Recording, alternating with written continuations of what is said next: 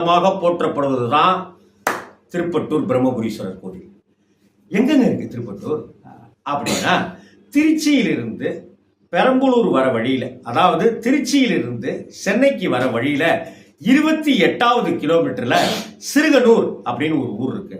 அந்த சிறுகனூர்லேருந்து கிளை பிரிந்து செல்லக்கூடிய சாலையில போனாக்க 5வது கிலோமீட்டர்ல திருப்பட்டூர் அப்படிங்கிற கோவில் ஊருக்கு நடுவே பிரம்மாண்டமாக காட்சி தருகிறது. இன்னைக்கு அந்த கோவில்ல திருப்பணிகள் நடந்து கும்பாபிஷேகத்துக்கு கனஜோராக கோயில் தயாராகிட்டு இருக்கு. எங்கேயுமே பிரம்மாவுக்கு சந்நிதி கிடையாது. ஏன்? பொய் சொன்ன வாய்க்கு போஜனம் கிடைக்காதுங்கிறது நமக்கான பழமொழி. பொய் சொன்ன வாய்க்கு கோயில்ல சந்நிதி கிடையாதுன்னு சொல்றது சிவமொழி.